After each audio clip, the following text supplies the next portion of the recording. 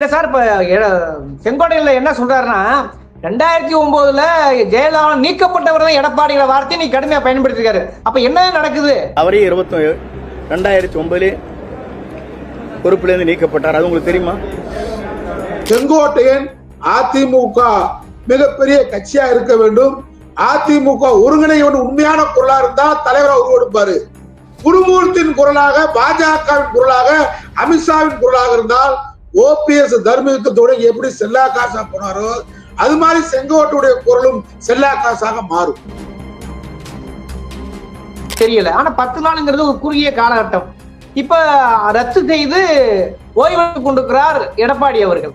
அப்ப என்ன நடக்குது? இது வந்து தனிச்சையான கலக குரலா அல்லது பின்னணியில் பிஜேபி தான் இருந்த இயக்குதான ஒரு கேள்வி இயல்பா வருது இல்ல? அப்ப 10 நாள் அவகாசங்களை எப்படி பாக்குறீங்க? அவரெல்லாம் அழைத்து அங்கங்கே ஒருங்கிணைக்கிற போதுதான் நான் மாபெரும் வெற்றியை ஈட்ட முடியும்.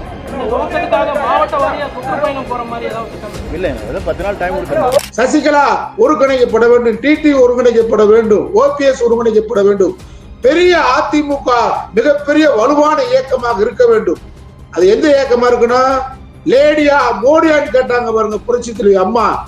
அந்த அதிமுகவை விரும்புகிறான் தொண்டை. வெளியே சென்றவர்கள் அனைத்து இந்திய அண்ணா திராவிட முன்னேற்ற கழகத்திலே முக்கிய பொறுப்பிலே இருக்கின்றவர்கள். அந்த முக்கிய பொறுப்பிலே இருக்கின்றவர்கள் இணைக்கப்பட வேண்டும் என்பதுதான் என்னோட நோக்கம். எடப்பாடி பழனிசாமி இன்னும் பதில் சொல்லல. தேனியில உட்கார்ந்துருக்காரு, கூட்டத்தை ரத்து பண்ணிட்டு உட்கார்ந்துருக்காரு. ஆனா உடனடியாகவே